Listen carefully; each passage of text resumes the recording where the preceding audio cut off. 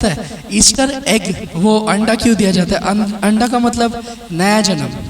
किस किस को पता है? अंडा का मतलब वह नया जन्म। ठीक है, प्रभु यीशु मसीह जन्म लिया, मतलब नया जन्म, मतलब मुर्दा को हरा दिया। लेकिन जब वो अंडा को फाड़ा जाता है, खोला जाता है, दिखाया मिलता है कि अंडा का अंदर कुछ भी नहीं है, अंडा खाली है। क्योंकि प्रभु यीशु मसीह का कब्र में यीशु मसीह नहीं था।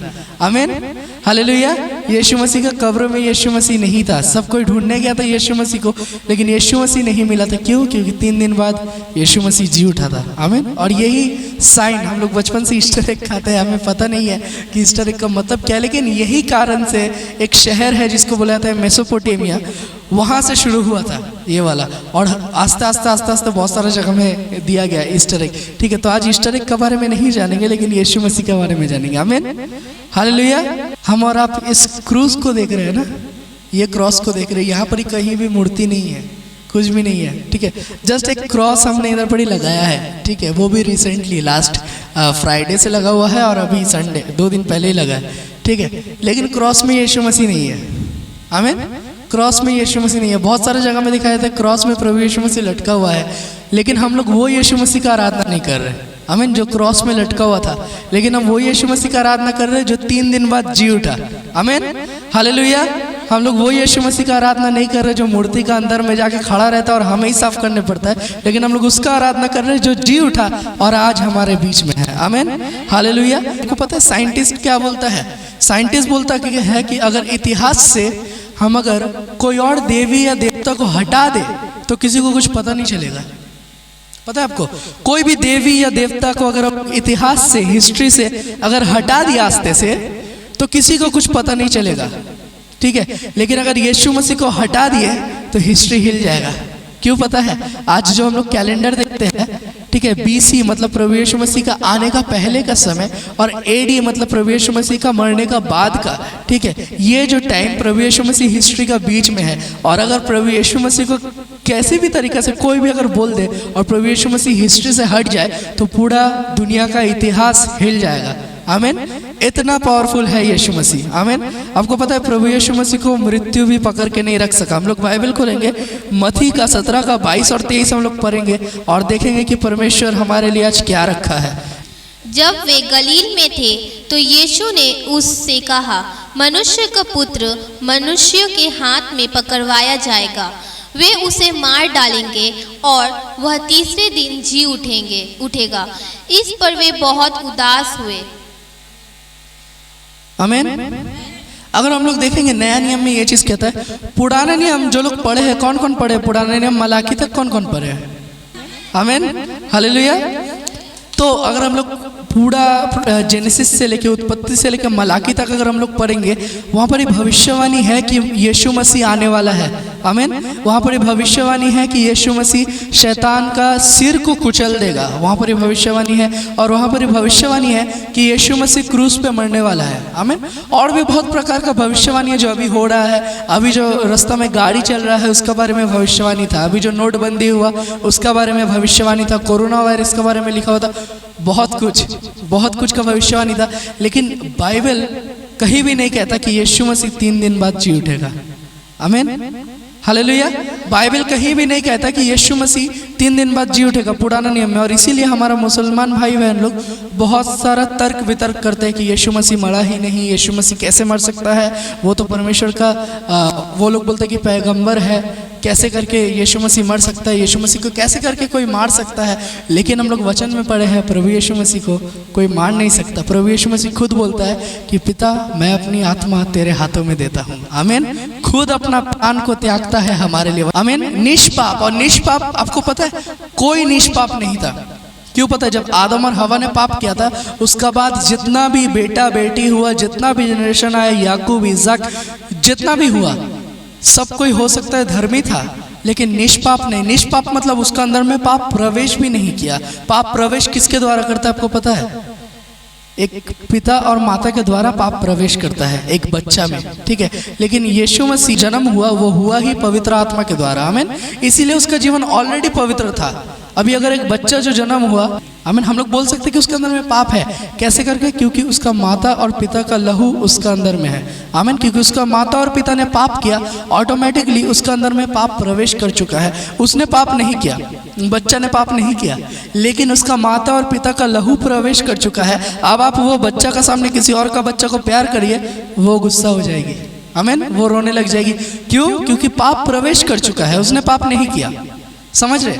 उसने पाप नहीं किया, लेकिन आपका पाप प्रवेश कर चुका है उसका जीवन में। वचन कहता है ना, इसाया को परमेश्वर बोल रहा है कि अगर तुम विश्वास करो तो मैं तुम्हारा जेनरेशन को आशीष करूंगा, उसका बाद मैं उसका भी जेनरेशन को आशीष करूंगा, उसका बाद उसका भी जेनरेशन को आशीष करूंगा, उसका बाद उसका भी जेनरेशन को आशीष करूंगा। आमीन। बोल रहा है कि 7 जेनरेशन तक तुम्हारा आशीष चलता रहेगा। मतलब अगर तुम विश्वासी हो जाते हो तो और टेंशन मत करो, बाकी जेनरेशन भी विश्वासी होगा। आमीन। मतलब तुम्हारा बेटा, उसका बेटा, उसका बेटा, उसका बेटा, उसका भी बेटा, हर कोई विश्वासी ही होने वाला है। आमीन, आमीन, हालेलुया, हालेलुया, हालेलुया।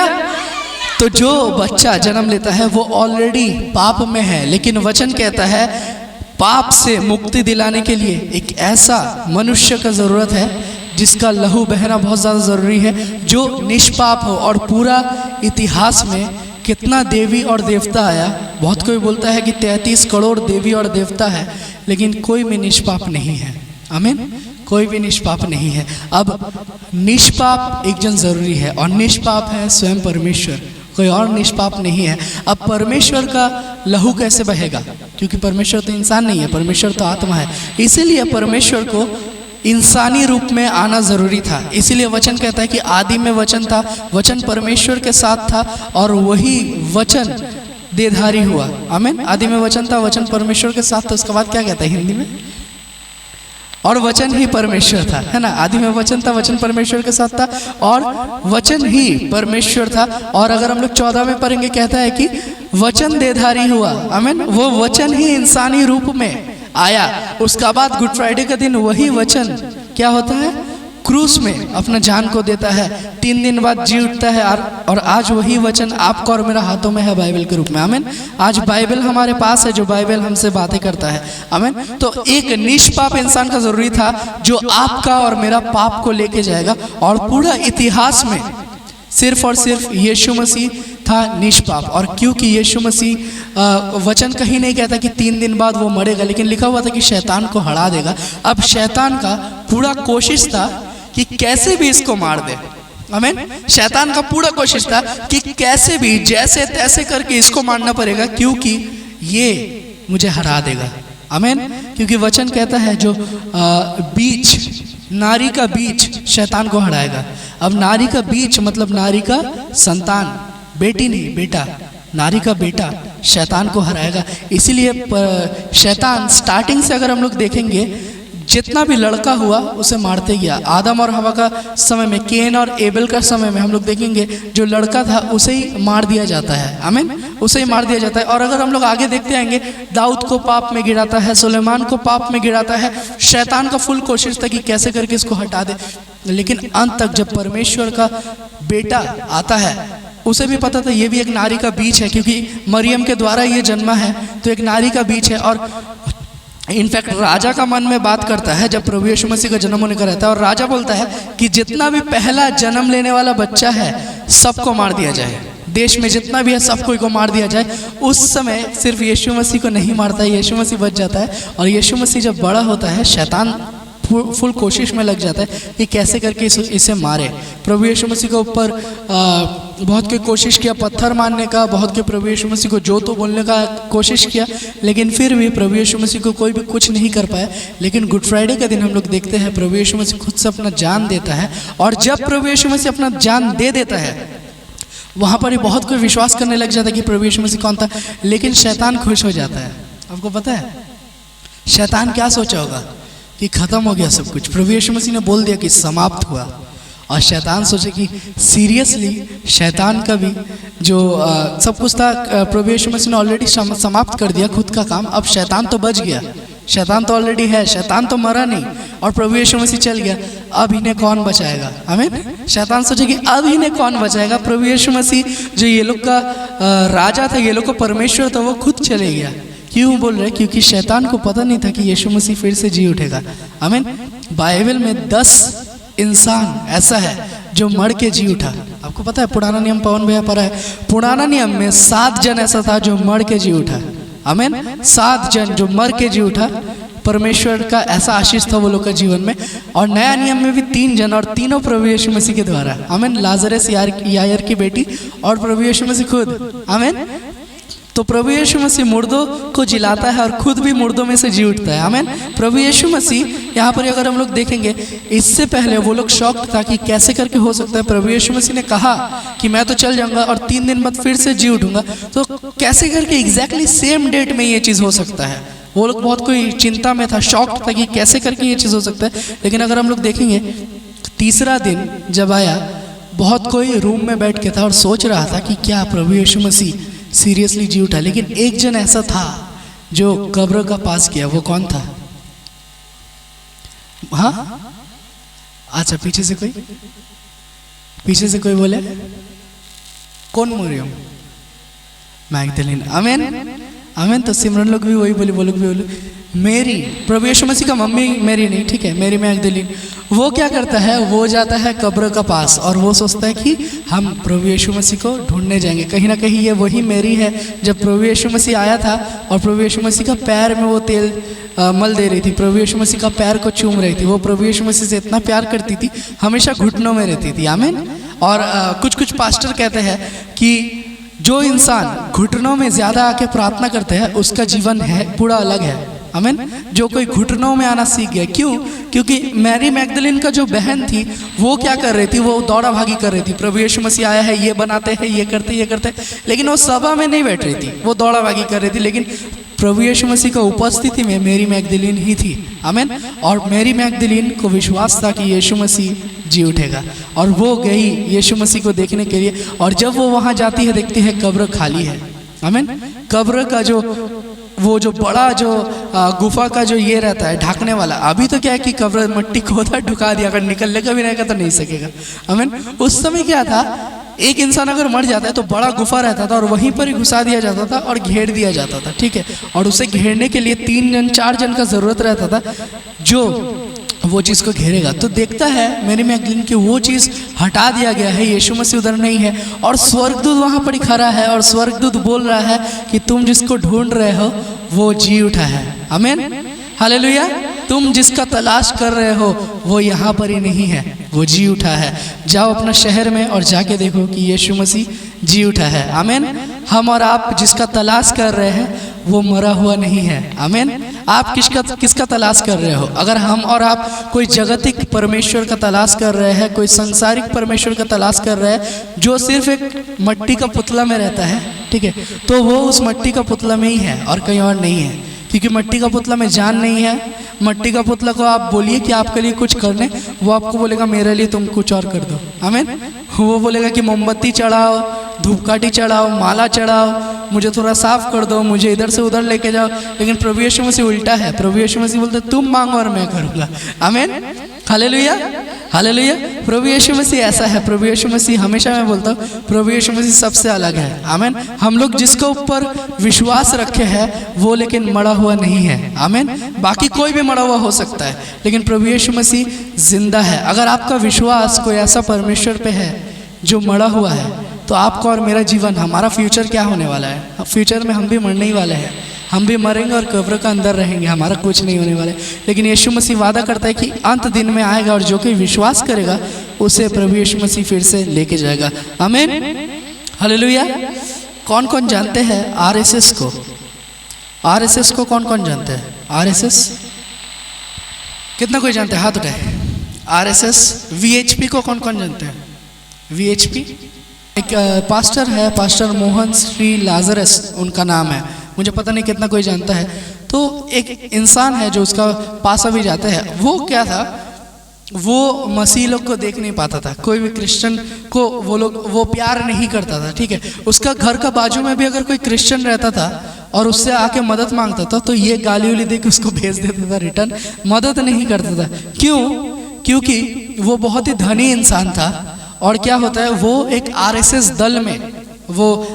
दल में ज्वाइन किया था और वो प्रचार करता था कि देखो हिंदू खतरे में है, आमीन। वो बोलता था हिंदू खतरे में है और यीशु मसीह का बात मत सुनो, क्रिश्चियन लोग का बात मत सुनो, वो लोग धर्म परिवर्तन कर रहे हैं, वो लोग प्रचार कर रहे हैं। और वो कह रहा था कि कोई भी अगर यीशु मसीह का प्रचार करने उसका पास आता था तो उसका मन में कैसा टाइप का होता था और वो हमेशा वो लोग को मार देता था या भगा देता था, ठीक है। कैथलिक हो, प्रोटेस्टेंट हो, जो कोई हो, कोई भी अगर उसको मिला वो क्या करता था, वो जाके उसको सताता था।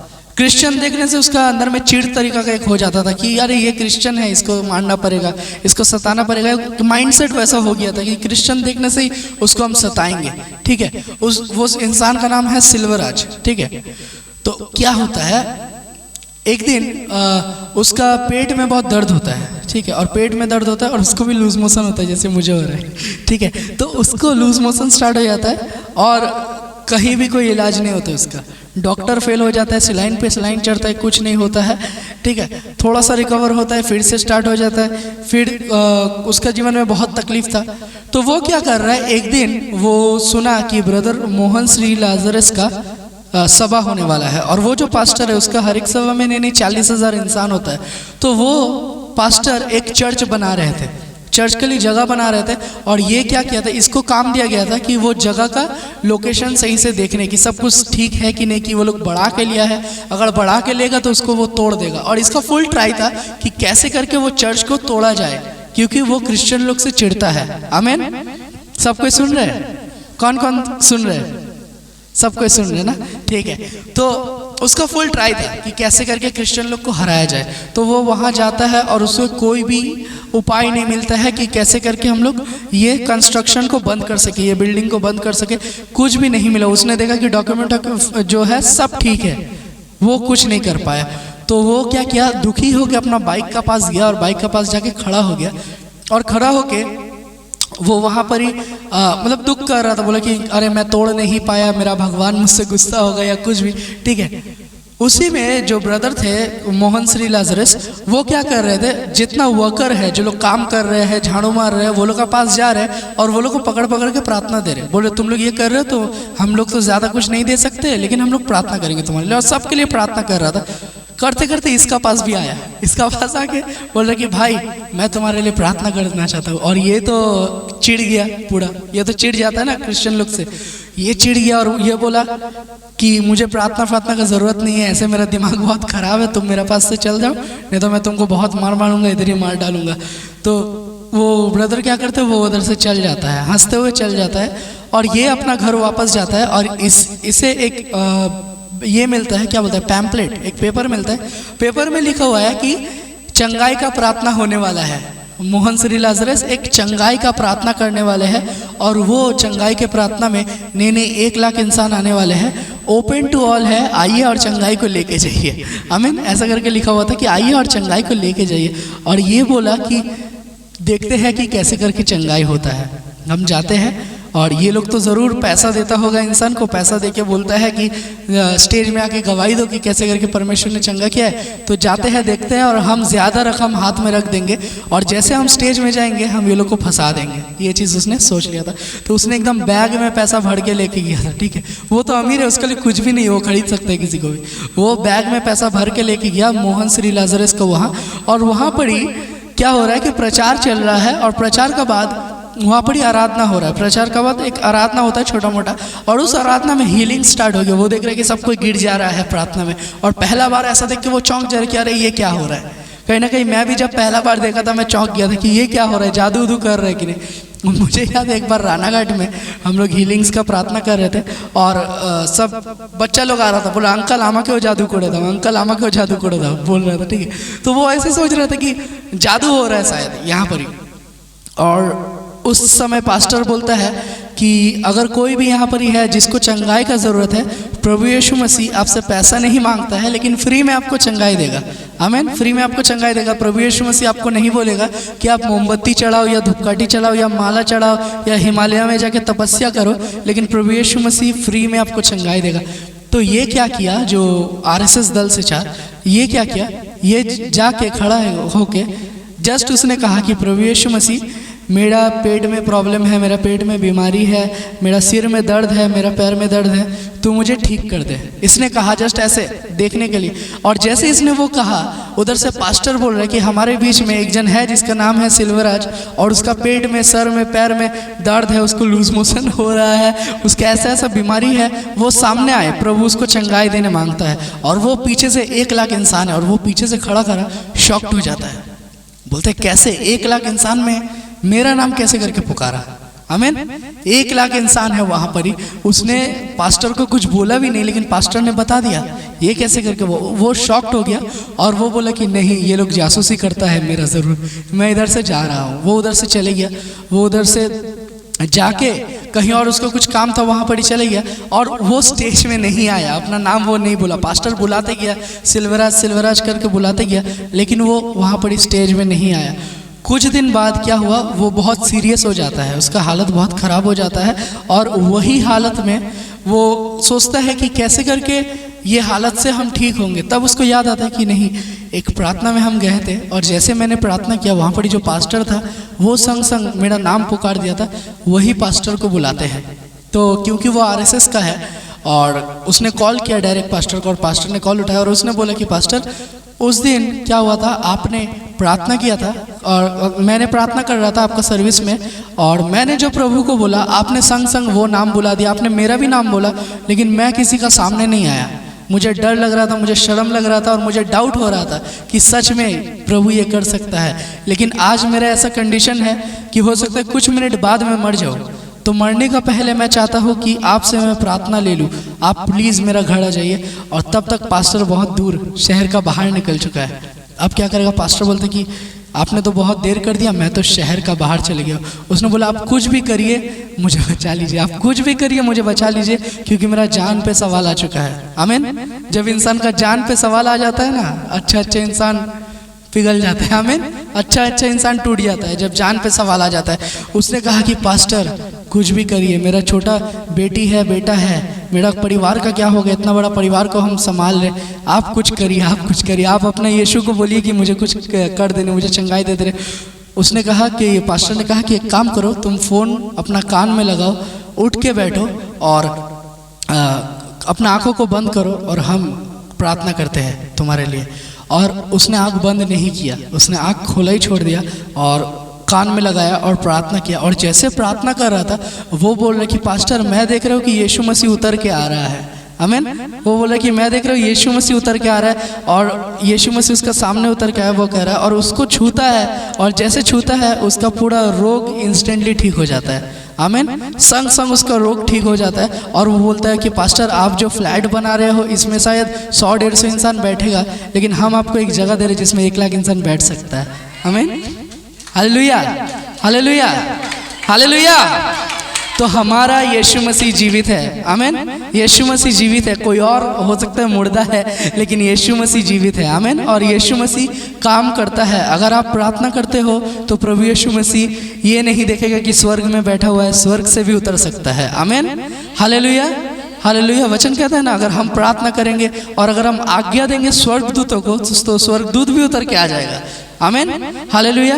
तो इसलिए हमारा यीशु मसीह जीवित है। ये चीज़ हमेशा जान के रखिए, कभी भी डाउट मत करिए यीशु मसीह को। बहुत समय होता है हमारा जीवन में जब तकलीफ रहता है, हम लोग डाउट करते हैं कि क्या यीशु मसीह ये चीज़ कर सकता है, क्या यीशु मसीह चंगाई दे सकता है, क्या यीशु मसीह मेरा जीवन को बदल सकता है, क्या यीशु मसीह मेरे लिए कुछ कर सकता है। लेकिन क्या नहीं, क्या को हटा दीजिए, तब आएगा कि यीशु मसीह कर सकता है। आमीन। ऐसा कुछ नहीं है जो यीशु मसीह नहीं कर सकता है। यीशु मसीह हर एक चीज़ कर सकता है। वचन कहता है कि इनफैक्ट मृत्यु प्रभु यीशु मसीह के सामने हार गया है।